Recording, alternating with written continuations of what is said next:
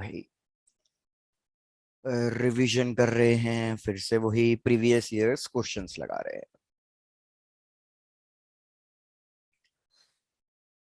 चलो भाई, पहला क्वेश्चन। करंट इलेक्ट्रिसिटी रिवाइज करा रहा हूँ, इलेक्ट्रोस्टैटिक्स पहले दो यूनिट्स चेक करना, मिक्स क्वेश्चन होंगे। भाई सबसे पहला क्वेश्चन है कि एक स्फेरिकल ड्रॉप है हमारे पास, और इस स्फेरिकल ड्रॉप का कैपेसिटेंस हमें गिवन है, दैट इज 1 माइक्रोफेरेड। रिपीट, एक स्फेरिकल ड्रॉप है, बड़ी स्फेरिकल ड्रॉप है जिसका कैपेसिटेंस हमें गिवन है 1 माइक्रोफेरेड। इसको हमने ब्रेक कर दिया है 8 स्मॉल ड्रॉप्स में। तो जब हमने इसको 8 स्मॉल ड्रॉप्स में डिवाइड किया है, तो हमें बताना है capacitance of each small drop. चलो ट्राई करो। Options 1/2 microfarad, option B 1/4, option C 1/8 and option D 8 microfarad.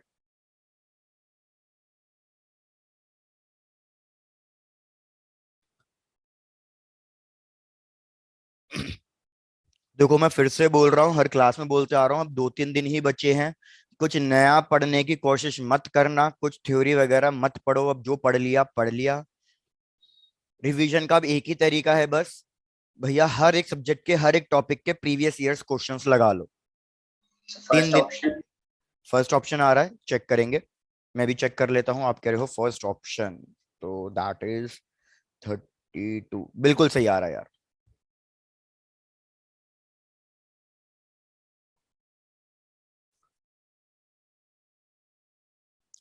यार हमें कुछ नहीं करना, हमें बस एक तरीके से रेडियस फाइंड करना है, रेडियस फाइंड कर लिया तो सारा काम हो गया। क्योंकि एक स्फेरिकल कंडक्टर के लिए कैपेसिटेंस का फॉर्मूला क्या होता है? 4 पाई एप्सिलॉन आर। मतलब एक तरीके से कैपेसिटेंस बस रेडियस पे डिपेंड कर रहा है। तो मेरे को नया रेडियस निकालना है कि जो छोटी ड्रॉप से उसका रेडियस कितना हो गया होगा। तो वॉल्यूम को इक्वेट करना है। Initial volume is equals to final volume. Initial volume 4/3 pi capital R cube. Final volume भैया मुझे नहीं पता कि 8 ड्रॉप्स में डिवाइड हुआ है, तो 8 into 4/3 pi small R cube. सब कुछ कट जाएगा तो कैपिटल आर आ जाएगा ट्वाइस ऑफ आर के बराबर। मतलब स्मॉल आर हो गया r/2 के बराबर। तो रेडियस अगर हाफ हुआ है तो कैपेसिटेंस भी हाफ हो जाएगा। तो correct option is option A.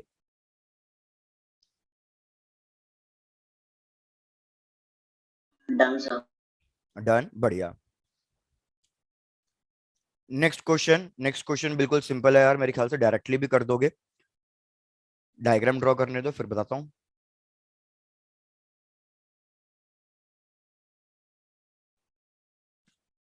ये पॉइंट P है, ये पॉइंट Q, और इनके बीच में रेजिस्टेंस कनेक्टेड है। यहाँ पे एक रेजिस्टेंस R, यहाँ पे एक resistance R, resistance R, resistance R, यहाँ पे भी बीच में एक resistance R। Equivalent resistance find करना है between the point P and Q। Find the equivalent resistance, effective resistance between the point P and Q. Options are: second option 2R/3, third option 2R, और last option R/2।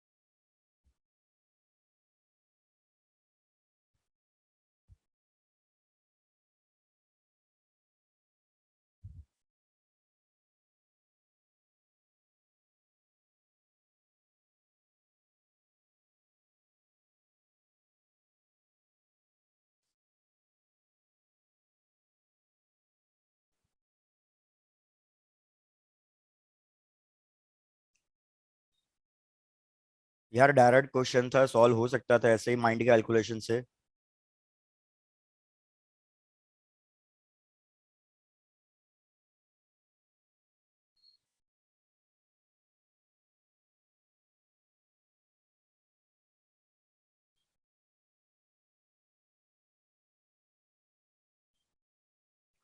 यार आपको पता है इस case में हमें लगाना पड़ेगा कॉन्सेप्ट बैलेंस व्हीटस्टोन ब्रिज का। तो क्या हमारा व्हीटस्टोन ब्रिज बैलेंस हो रहा है? जैसे अगर मैं इसका रेशियो देखूं 1, 2, 3 और 4, भैया 1/2 का रेशियो क्या 3/4 के बराबर आ रहा है? बिल्कुल आ रहा है, बिकॉज R/R 1, R/R 1। तो ये बैलेंस व्हीटस्टोन ब्रिज हो गया। नहीं ध्रुव, अगर ये बैलेंस व्हीटस्टोन ब्रिज है तो यार ए से लेके बी तक के रेजिस्टेंस कट हो जाएंगे। ए से लेके बी तक के रेजिस्टेंस, याद रखना पी से क्यू वाला ये वाला रेजिस्टेंस कैंसिल आउट मत कर देना, क्योंकि भैया इन दोनों के अक्रॉस पोटेंशियल डिफरेंस सेम नहीं है। क्योंकि ये एक बैटरी के पॉजिटिव टर्मिनल से कनेक्टेड है और एक बैटरी के नेगेटिव टर्मिनल से। ए और बी के बीच का पोटेंशियल सेम होता है बैलेंस व्हीटस्टोन ब्रिज के केस में। इसलिए ए से बी तक जितने भी रेजिस्टेंस या कैपेसिटर कनेक्टेड होंगे वो कैंसिल आउट हो जाएंगे। क्या ये कॉन्सेप्ट समझ में आया या रिपीट करना है? सर आगे। आ गया है, डन। तो यार अब ऊपर वाले देखो जरा, दो रेजिस्टेंस किस में हो जाएंगे? सीरीज में हो जाएंगे।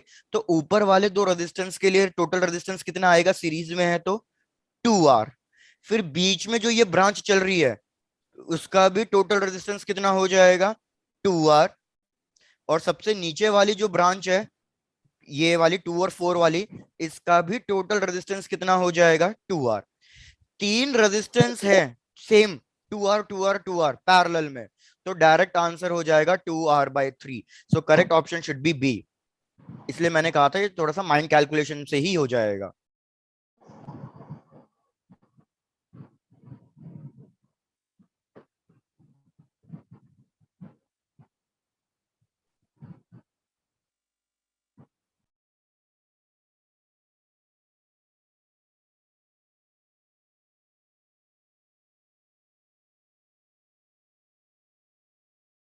thumbs up, डन, चलो नेक्स्ट क्वेश्चन।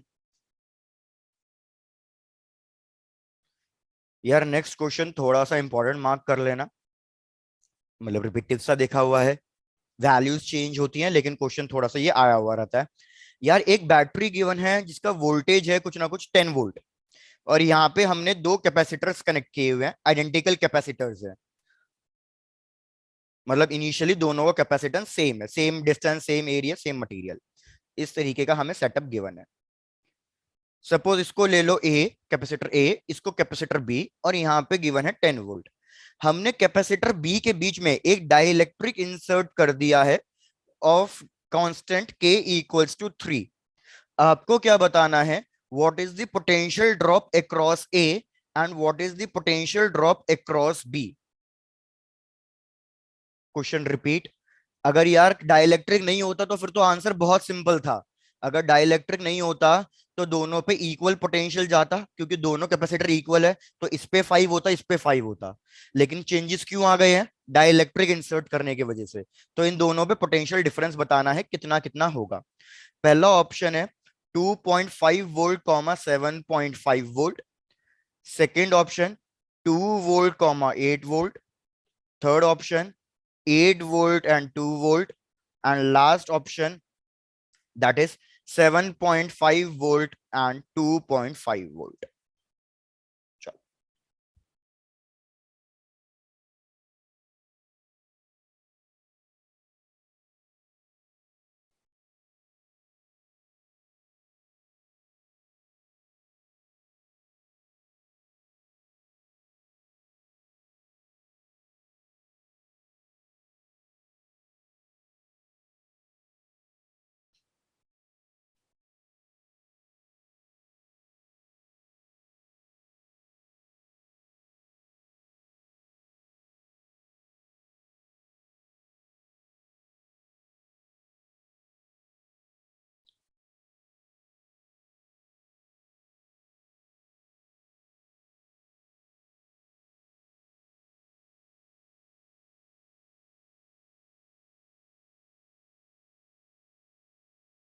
गुड ध्रुव, चेक करते हैं। जहां तक मेरे को भी लग रहा है आपका, 1 मिनट।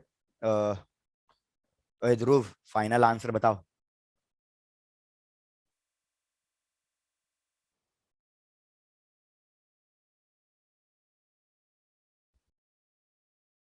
ठीक है क्षितेश, बढ़िया। यार इसके लिए आपको एक सिंपल सी चीज याद रखनी है जो मैंने आपको पढ़ाई भी थी। Effect of dielectric when battery remains connected and effect of dielectric when battery remains disconnected. तो यहाँ पे एक बार ये टर्म्स फिर से लिख रहा हूँ, चेक कर लेना कोई डाउट हो तो। एग्जाम पे इस पे क्वेश्चन बनता ही बनता है। इफेक्ट ऑफ डाइइलेक्ट्रिक यहाँ पे लिख रहा हूँ, व्हेन बैटरी रिमेन्स कनेक्टेड।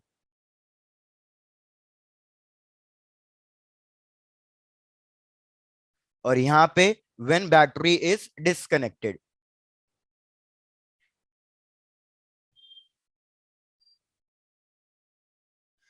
याद रखना यार, कैपेसिटेंस तो हर केस में इंक्रीज हो ही जाएगा जैसे ही आप डाइइलेक्ट्रिक डालोगे। कैपेसिटेंस इंक्रीज हो गया। लेकिन जब बैटरी कनेक्टेड रहती है तो हमारा पोटेंशियल कांस्टेंट रहता है। लेकिन इधर जब बैटरी डिस्कनेक्टेड हो जाती है तो हमारा चार्ज कांस्टेंट रहता है। बस ये दो फैक्टर्स चाहिए होते हैं, इसके बेसिस पे हम बाकी और कोई भी फैक्टर्स कैलकुलेट कर सकते हैं। जैसे अगर मैं इस पे अब चार्ज कैलकुलेट करूं तो charge is equals to C V, तो ये हो जाएगा K C not into V not, मतलब चार्ज के टाइम्स इंक्रीज कर जाएगा। वेरस सिमिलरली अगर मैं इधर पोटेंशियल कैलकुलेट करूं, potential is Q by C, तो इधर आपको दिखेगा कि पोटेंशियल हमारा के टाइम्स डिक्रीज कर जाता है। फोर्थ फैक्टर कि भाई अगर मैं इलेक्ट्रिक फील्ड की बात करूं, इधर इलेक्ट्रिक फील्ड कांस्टेंट रहती है, लेकिन इधर इलेक्ट्रिक फील्ड की बात करूं, सिंस हमारा पोटेंशियल के टाइम्स डिक्रीज हुआ है तो इलेक्ट्रिक फील्ड भी के टाइम्स डिक्रीज होगी। और लास्ट फैक्टर, इधर पोटेंशियल एनर्जी के टाइम्स इंक्रीज हो जाती है और इधर हमारी जो इलेक्ट्रोस्टैटिक पोटेंशियल एनर्जी है वो के टाइम्स डिक्रीज हो जाती है। ये आपको कॉन्सेप्ट याद रखना है मेनली।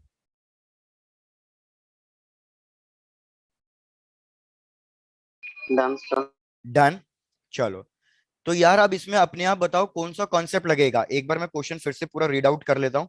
भैया question, a capacitor A and B material, ठीक है, potential difference across A and B.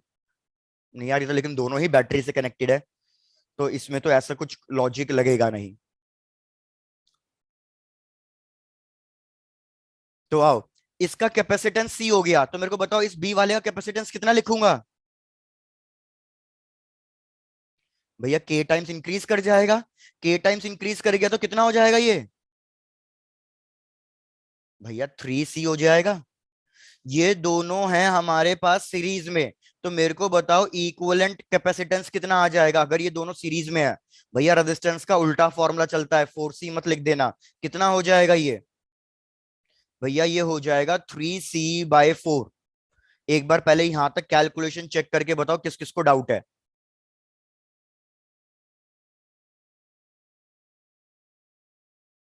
Done sir. कोई डाउट नहीं है, डन। यार हमारे पास इक्विवेलेंट कैपेसिटेंस आ गया ना, बस अब काफी काम हो जाएगा। सबका मेथड अलग अलग हो सकता है सॉल्व करने का। भैया मेरे पास सी इक्विवेलेंट आ गया है 3C/4। टोटल वोल्टेज गिवन है 10। मैं टोटल चार्ज कैलकुलेट कर सकता हूं, दैट इज 3C/4 इंटू 10। तो ये हो जाएगा 7.5C, मतलब 7.5 कूलम्स।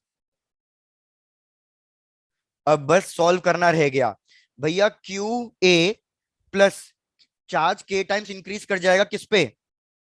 यार लेकिन रुको, अभी भी एक दिक्कत आएगी। Let me check. Charge K times increase करेगा व्हेन बैटरी रिमेन्स कनेक्टेड, और एक में सी रहेगा, ठीक है, डन।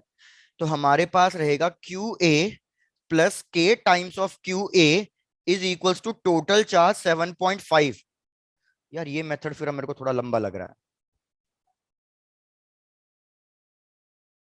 भाई किसी और को कोई और मेथड स्ट्राइक कर रहा है। ये मेथड मेरे को थोड़ा लंबा लग रहा है। हालांकि इससे आंसर तो आ जाएगा, लेकिन ये मेथड मेरे को लंबा लग रहा है।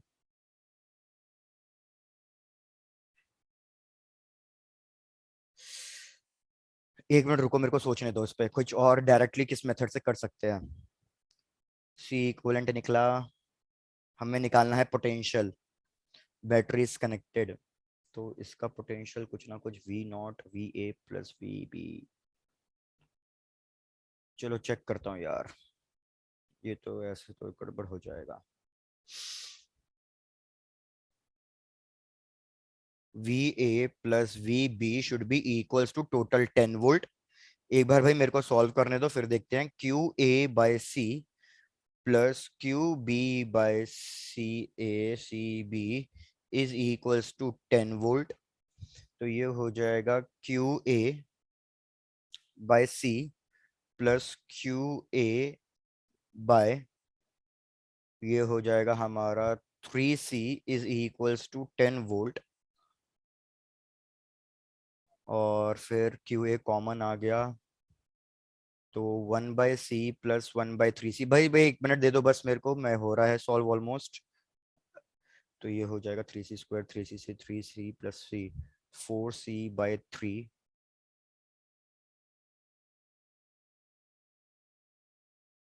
Is equals to 10। Q/C is equals to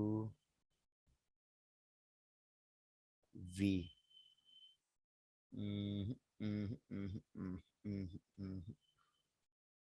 done, आ गया आंसर। रिपीट कर रहा हूं, स्टेप्स चेक करो। यार हमने क्या कर दिया है,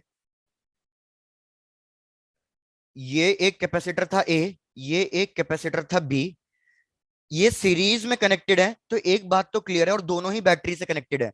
तो एक बात तो क्लियर है कि दोनों पे चार्ज सेम आएगा। अगर इस पे चार्ज क्यू है तो इस पे भी चार्ज कितना आएगा, क्यू ए। लेकिन बस दोनों का पोटेंशियल अलग अलग होगा। इसका पोटेंशियल वी ए तो इसका पोटेंशियल वी बी। इसका कैपेसिटेंस अगर सी ले रहा हूं तो इसका कैपेसिटेंस हो जाएगा 3C, डाई इलेक्ट्रिक इंसर्ट करने की वजह से। तो बस अब मैंने वही इक्वेशन फॉर्म करी है। चेक करो steps. V A plus V B is equal to 10 volt. V का फॉर्मूला होता है क्यू बाय सी। तो ए के लिए हो गया क्यू ए बाय सी ए, और क्यू बी के लिए हो जाएगा Q B by C B. लेकिन दोनों सीरीज में है तो Q A Q B same ही होंगे। तो इधर नीचे मैंने रिप्लेस कर दिया है, क्यू ए को क्यू ए लिख दिया, क्यू बी को भी क्यू ए ही लिख दिया है मैंने। कैपेसिटेंस ए का सी है तो बी का कितना है 3C। क्यू ए कॉमन आ गया, हमारे पास ब्रैकेट में बचा 1/C plus 1/3C is equal to 10 volt. इस एलसीएम वाले पार्ट को सॉल्व करोगे तो हमारे पास आएगा 4/3C। तो हमारे पास क्या बच रहा है बेसिकली, अगर इस इक्वेशन को मैं सॉल्व करूं तो क्यू ए बाय सी, सी किसका था, ए का था, into 4/3 is equals to 10 volt.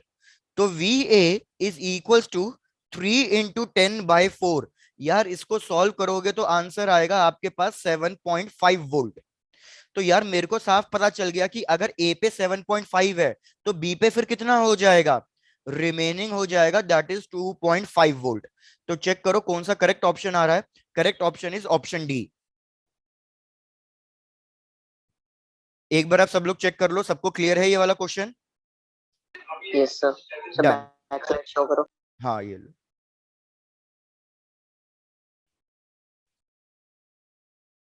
Done sir. Done, बढ़िया यार। रुको और क्वेश्चन ले रहा हूँ।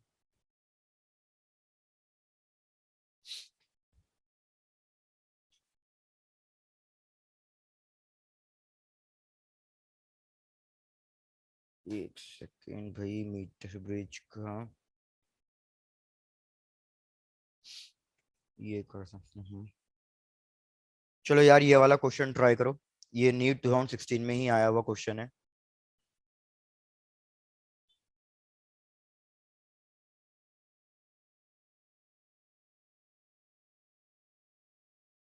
किरशॉफ रूल के ऊपर बेस्ड है अगर एक तरीके से देखा जाए तो। चेक करना भैया, ये वाला पॉइंट हमें बोला हुआ है वी ए, मतलब पॉइंट ए हो गया, और ये वाला पॉइंट हमें बोला है V B, point B, point ए।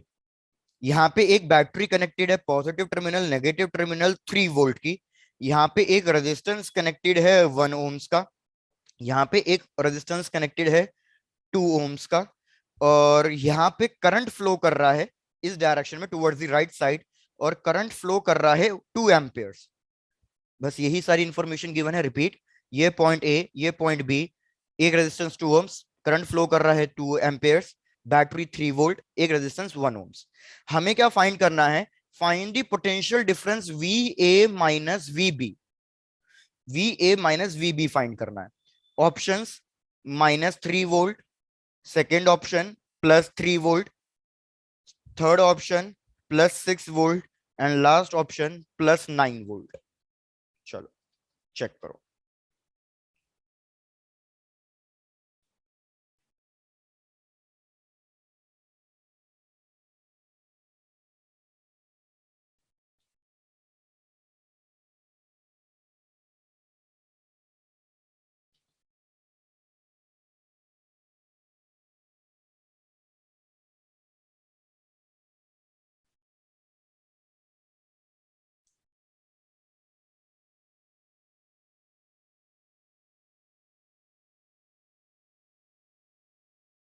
भाई किरचॉफ रूल के ऊपर बेस्ड है।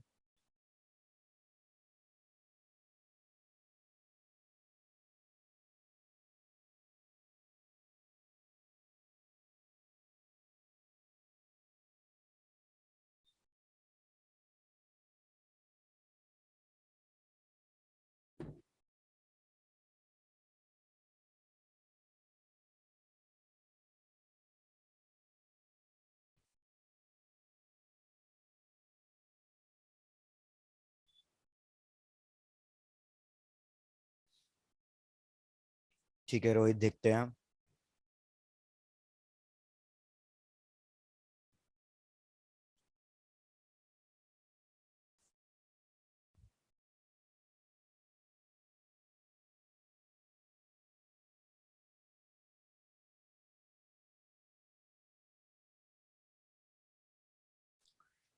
भाई आओ क्वेश्चन को समझने की कोशिश करो।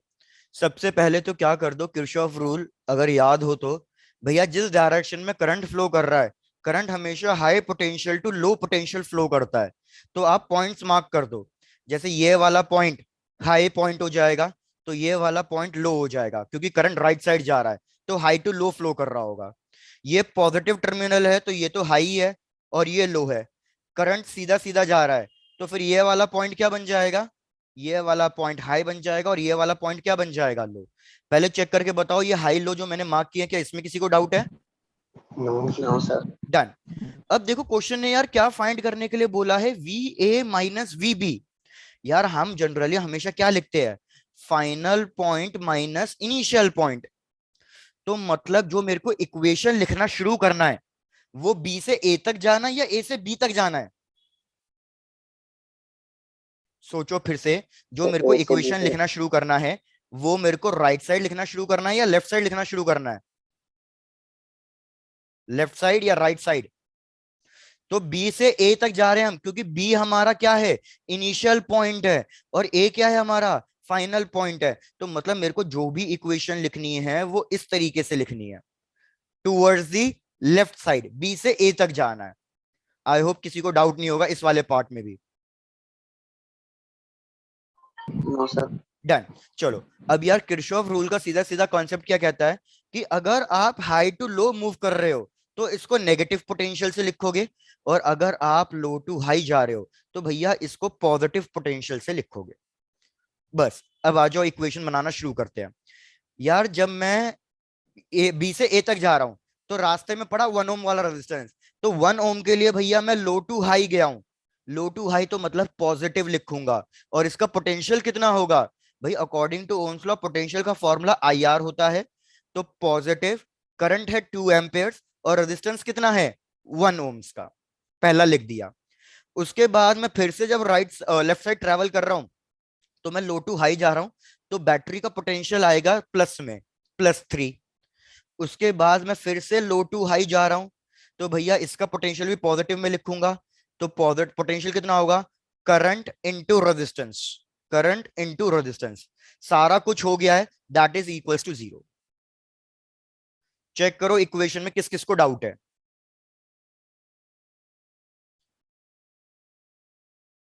जिसको भी नो डाउट हो सर। भाई पूछ लेना। डन। तो ये हो गया 2 + 3 + 4। तो भैया आंसर क्या आ रहा है, +9 volt. Correct option is option D, +9 volt.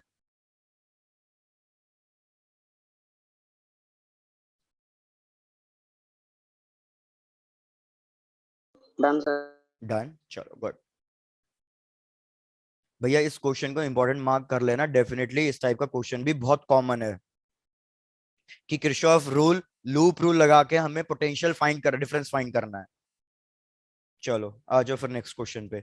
भैया नेक्स्ट क्वेश्चन बहुत सिंपल है, डायरेक्ट कलर कोडिंग का क्वेश्चन है। क्वेश्चन देखो क्या गिवन है।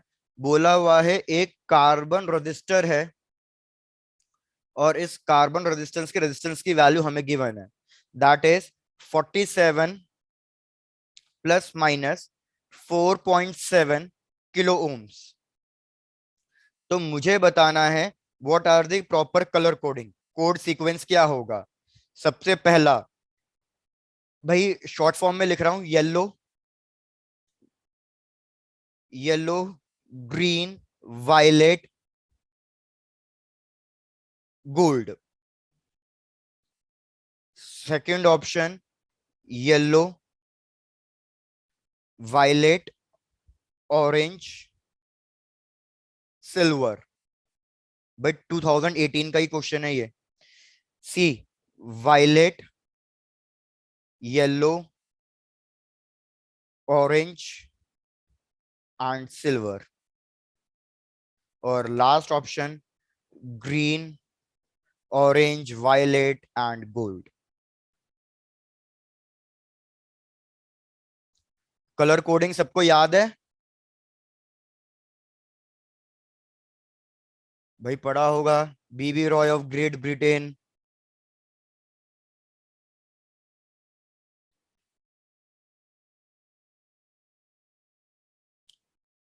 गुड भाई रोहित, गुड।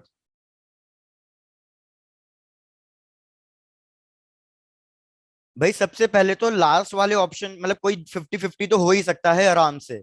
भाई मेरे को बताओ, सिल्वर के लिए कितना होता है टॉलरेंस, और गोल्ड के लिए कितना होता है, और नो कलर के लिए कितना होता है?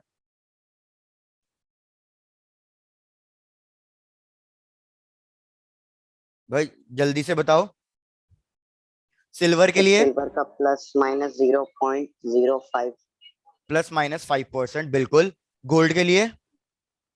सर गोल्ड का ±5%। वो तो सिल्वर के लिए होता है। Sir gold. भैया सिल्वर के लिए +-5%, गोल्ड के लिए +-10, और नो कलर के लिए 20%। तो इधर हमें अप्रोक्सीमेटली ये वैल्यू किसके टर्म्स में गिवन है? भैया ये तो 5 के नियर बाय अबाउट है। तो मतलब ए और डी को तो कैंसिल ही कर दो। क्या यहां तक चीजें क्लियर हो रही है? Yes sir. डन। भाई तुमने आंसर डेसिमल में बताया, मैंने परसेंटेज में बताया। भाई यही तो होता है 5/100, 0.05, एक ही बात है। तो यार अब मतलब एक ही चीज रह गई, बी या सी में से 50-50 तो हो ही गया। तो बस अब देख लो यार कौन सा ऑप्शन करेक्ट होगा।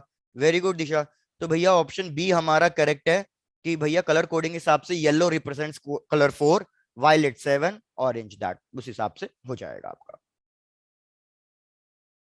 किलो है तो मतलब 10⁻³ है। समझ जाना भैया, किलो है मतलब 10⁻³ है। डन। डन। चलो बढ़िया। कलर कोडिंग अगर याद ना हो तो कर लेना, हार्डली 2 मिनट का टॉपिक है। आपको बस वो इक्वेशन याद रख, वो पूरा याद रखना है term. B B Roy of Great Britain had a good wife, very good wife. चलो नेक्स्ट क्वेश्चन। कहाँ गए, sorry, next question.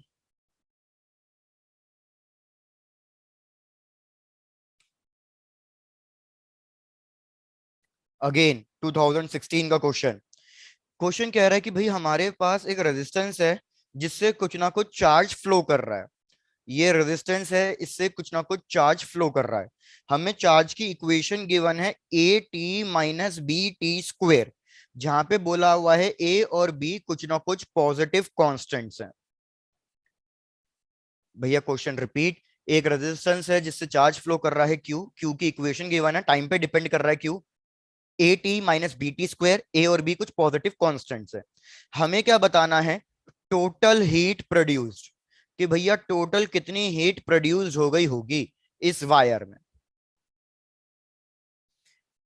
Options: A³ R/3B। Second option A³ R/2B। Third option भैया A³ R/B, मतलब ए क्यूब तो आना कंफर्म ही है, A³ R/6B। चलो try to calculate.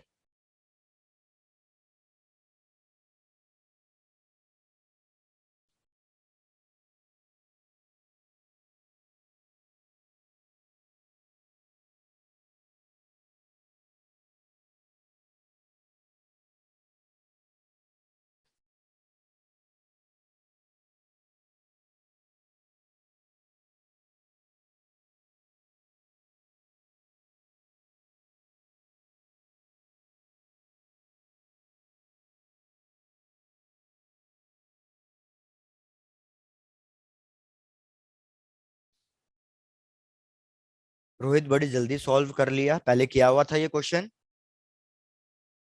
No sir. फिर भी बहुत जल्दी आ गया। एक बार आप अपना तरीका बता देना फिर, क्या पता आप दूसरे तरीके से कर रहे हो जिससे जल्दी आंसर आ रहा है।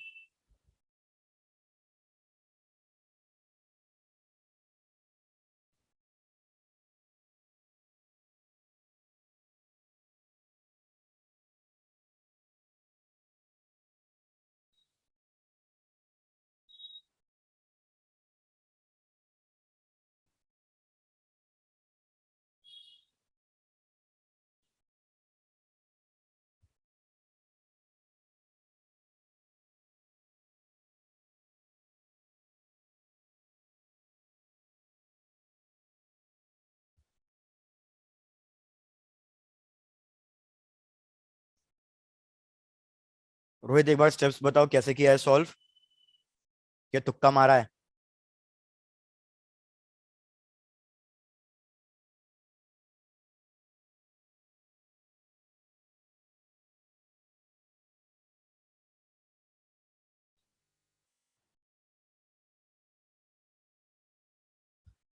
भाई याद रखना ये डिफिकल्ट क्वेश्चंस में से आता है ये वाला क्वेश्चन।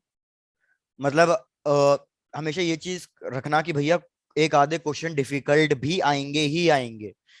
हर वक्त ऐसा क्वेश्चन नहीं होगा कि सिंपली सॉल्व होता चले गया।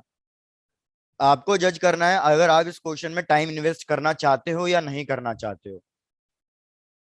जैसे काफी लोगों को लग रहा होगा कि हाँ यार थोड़ा कुछ तिकड़मबाजी लगा के, मतलब कुछ ना कुछ थोड़ा सा आगे सोच के मैं इस क्वेश्चन को सॉल्व तो कर ही दूंगा। लेकिन अगर आपको लग रहा है कि इस क्वेश्चन में 2 मिनट से ज्यादा लगेंगे तो फिर इस क्वेश्चन को छोड़ देने में ही भलाई है। यस। चलो आओ सॉल्व करते हैं। यार हमें चार्ज की वैल्यू गिवन है तो सबसे पहले हमें निकालना पड़ेगा करंट। तो करंट का फॉर्मूला होता है dq/dt। मतलब इस इक्वेशन को डिफरेंशिएट करना पड़ेगा। भैया डिफरेंशिएशन जनरल सबको आना चाहिए, अगर नहीं आता तो वो भी बता देना। एग्जाम से पहले एक डिफरेंशिएशन जनरल वाला क्लास कर लेंगे। तो यार ये हो जाएगा a-2bt। डिफरेंशिएशन करने के बाद करंट की वैल्यू आ गई है। अब हीट का फॉर्मूला क्या होता है? भाई हीट का फॉर्मूला होता है I²R/dt। ये फॉर्मूला हम कब यूज करते हैं? जब भैया करंट की वैल्यू वेरिएबल हो, नॉन यूनिफॉर्म हो। और ये वाला फॉर्मूला हम तब यूज करते हैं जब करंट की वैल्यू भैया कांस्टेंट हो, टाइम पे डिपेंड ना करती हो।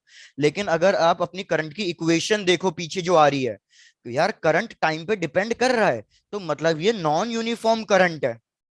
तो नॉन यूनिफॉर्म करंट है तो हीट निकालने के लिए मेरे को क्या करना पड़ेगा?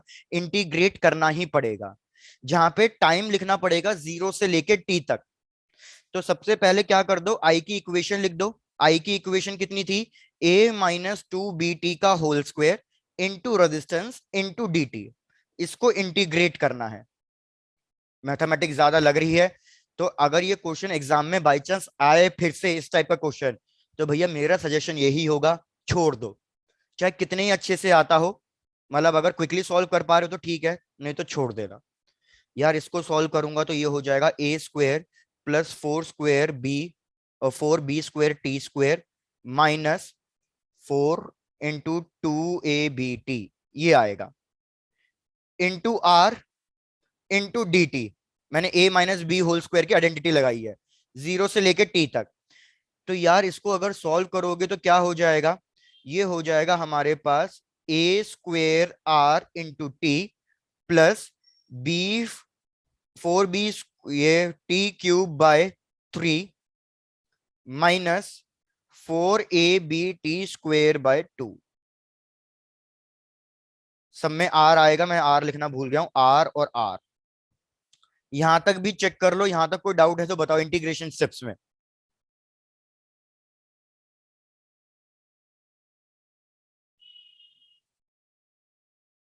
भैया हर एक टर्म को अलग अलग इंटीग्रेट कर दिया है मैंने बस।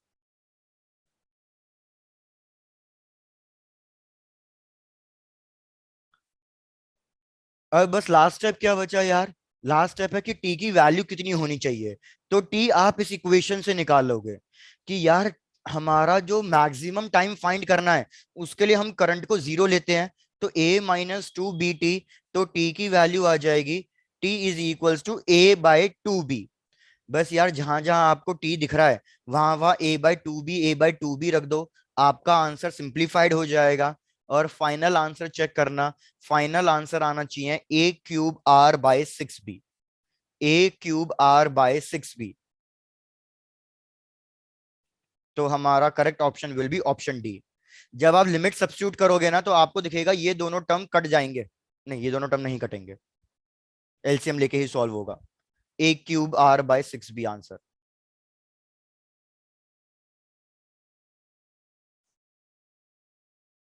कोई बात नहीं रोहित।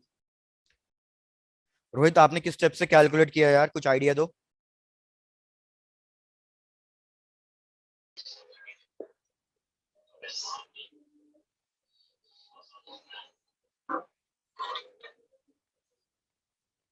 चलो कोई नहीं, डन।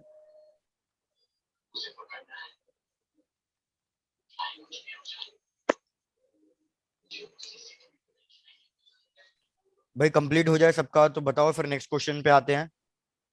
Done sir. डन। चलो, थोड़ा सा मैग्नेटिक इफेक्ट वगैरह कर लो अब।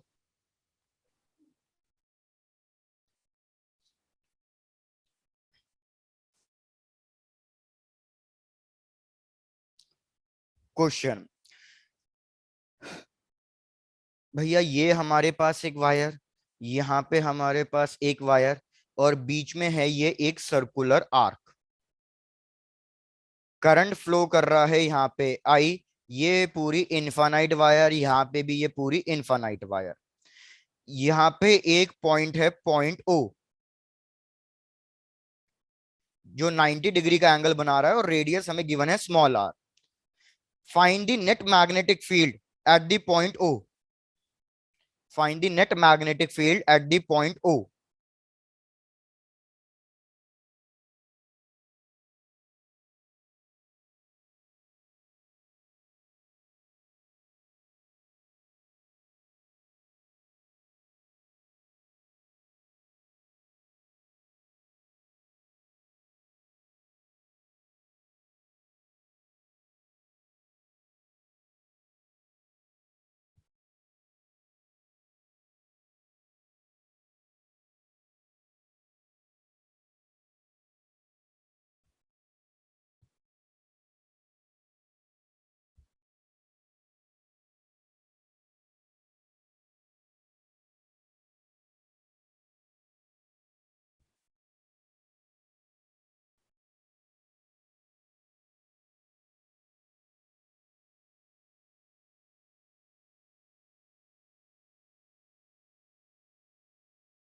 भाई अगर क्वेश्चन क्लियर ना हो तो बता देना, रिपीट करूंगा। Find the net magnetic field at the point ओ।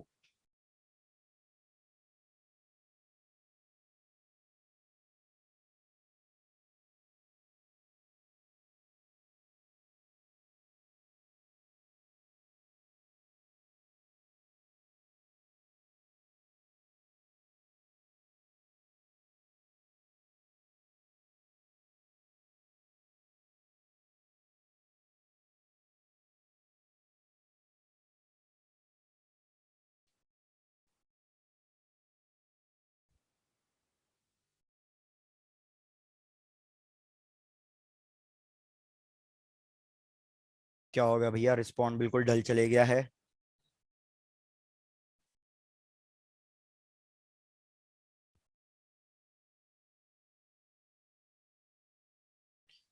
जिस जिसको ये क्वेश्चन करने में दिक्कत आ रही है वो नेक्स्ट क्वेश्चन ट्राई कर सकते हैं इतने, एंड फिर मेरे को 2 मिनट देना प्लीज। भैया क्वेश्चन कह रहा है कि हमारे पास एक स्ट्रेट वायर है, स्ट्रेट कंडक्टर है, of uniform cross section area. भैया यहाँ पे ड्रॉ कर रहा हूं, हमारे पास एक स्ट्रेट कंडक्टर है, यूनिफॉर्म क्रॉस सेक्शन एरिया का। इसका हमें रेडियस गिवन है, रेडियस इज ए, और इसमें यूनिफॉर्म करंट फ्लो कर रहा है, दैट इज आई। हमें बताना है कौन सा ग्राफ करेक्ट है that represents magnetic field from the centre of the cylinder. Graph draw कर रहा हूं, चेक करना। Graph is between magnetic field and distance R. आप ये दोनों ग्राफ ट्राई करोगे, मतलब ये दो क्वेश्चन, एंड मेरे को इतने 1 मिनट देना।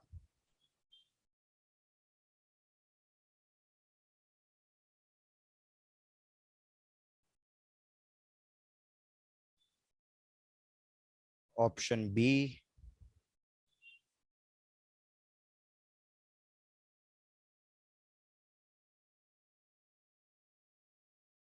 ऑप्शन सी,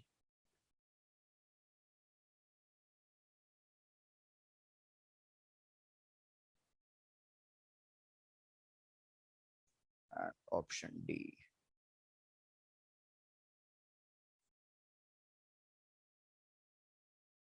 चलो भाई, इन दो क्वेश्चंस को ट्राई करो and give me a minute.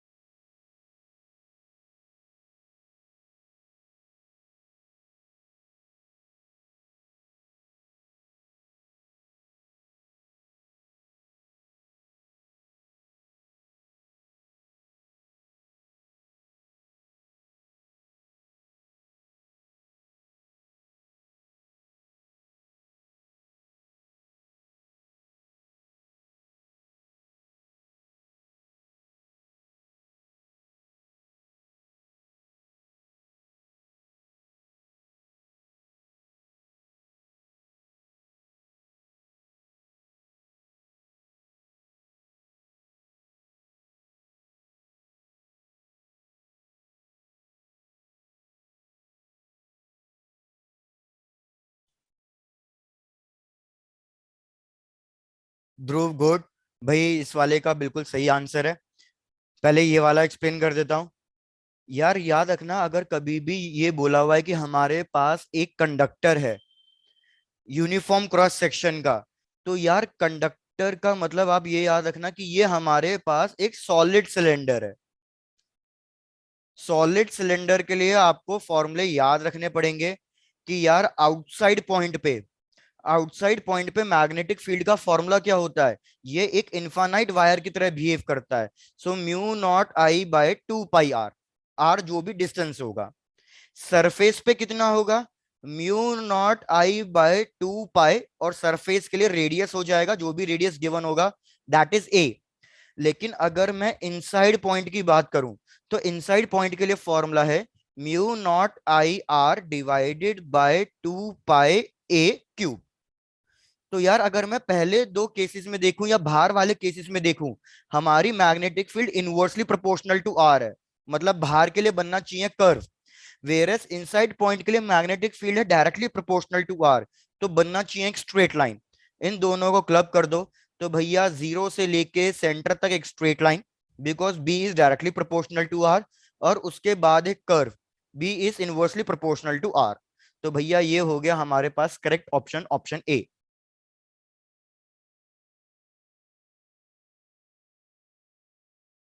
Check करो इसमें किसी को कोई डाउट है। ये ऑप्शन करेक्ट होता, ऑप्शन डी। लेकिन ये ऑप्शन डी कौन से के लिए करेक्ट होता? अगर हमें बोला जाता हॉलो सिलेंडर, प्रॉपरली मेंशन होता कि हम हॉलो सिलेंडर की बात कर रहे हैं, तो उस केस में ऑप्शन डी करेक्ट होता। बी और सी तो किसी भी केस के लिए वैलिड नहीं है, किसी भी केस के लिए वैलिड नहीं है।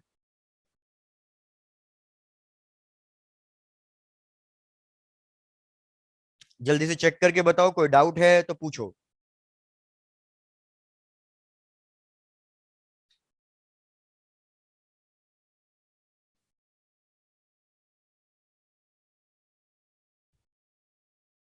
एक लास्ट क्वेश्चन और ट्राई करो, बस दैट्स इट। इसको बिल्कुल इंपॉर्टेंट मार्क करना है कि यार यहाँ पे हमारे पास एक वायर है जिसमें करंट फ्लो कर रहा है आई, और यहाँ पे हमें एक लूप गिवन है, रेक्टेंगुलर लूप, और इसमें भी सेम करंट फ्लो कर रहा है आई। और इसमें डायरेक्शन ऑफ द करंट हमें गिवन है कि direction of the current is clockwise. हमें बताना है कि इस लूप के साथ क्या होगा। फर्स्ट ऑप्शन कि भैया loop will rotate about it axis, rotate about its axis. Option B, move away from the wire. Option C, move towards the wire. And option D, remains stationery.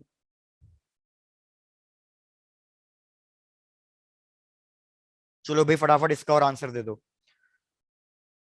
कि एक straight wire है जिसमें current flow कर रहा है आई, उसके साथ हमने एक लूप रख दिया है जिसमें भी करंट फ्लो कर रहा है आई इन दी क्लॉकवाइज डायरेक्शन।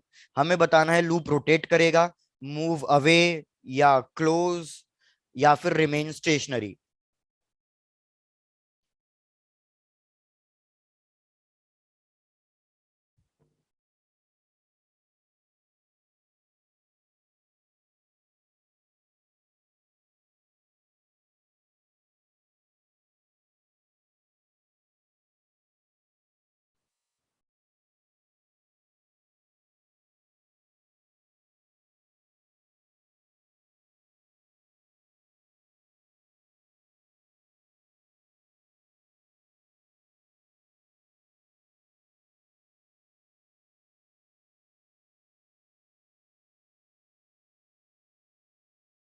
भाई क्या बात है, बहुत डल रिस्पॉन्स चल रहा है। चलो इधर बता देता हूँ इसका कॉन्सेप्ट भी। यार याद रखना कि अगर दो पैरेलल वायर्स हैं हमारे पास, इन दोनों में अगर करंट सेम डायरेक्शन में फ्लो कर रहा है, चाहे जो मर्जी करंट फ्लो करे, अगर इन दोनों में करंट सेम डायरेक्शन में फ्लो कर रहा है, तो याद रखना ये दो वायर्स हमेशा एक दूसरे को अट्रैक्ट करेगी। तो अगर मैं इस वाली वायर को पकड़ूं, वायर ए बी, तो यार ये क्या करेगी, ये वायर ए बी अट्रैक्ट होगी। सिमिलरली अब दूसरे सेक्शन को पकड़ो सी डी के लिए। सी डी के लिए क्या हो रहा है, दो वायर्स एंटी पैरेलल आ रही हैं, मतलब करंट अपोजिट डायरेक्शन में फ्लो कर रहा है। तो जब दो वायर्स में करंट अपोजिट डायरेक्शन में फ्लो करता है, तो याद रखना ये करेंगी रिपेल। इन दोनों के लिए फोर्स का फॉर्मूला सेम है, mu naught I1 I2 divided by 2 pi D. मतलब हमारा force inversely proportional to distance भी है। तो अगर मैं सीडी वायर की बात करूं, तो सीडी वायर पे फोर्स किधर लग रहा होगा, इस साइड। सपोज इसको F2 कह लो, इसको F1 कह लो। Force inversely proportional to distance है, तो मेरे को बताओ कौन सा फोर्स बड़ा होगा, F1 या F2? भाई force inversely proportional to distance है, तो वायर ए बी ज्यादा पास है। तो यार हमें डेफिनेटली पता चल गया F1 बड़ा होगा F2 से। तो अगर F1 बड़ा है F2 से, तो ये वायर क्या करेगी, F1 की डायरेक्शन में मूव करेगी। तो F1 की डायरेक्शन मतलब क्या हो गया करेक्ट आंसर, भैया it will move towards the wire. Correct option is option C. Concept check करो, कुछ डाउट है तो पूछो यार इसमें।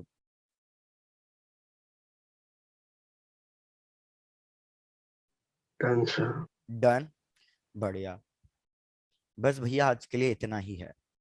ध्रुव थक गया है? No sir.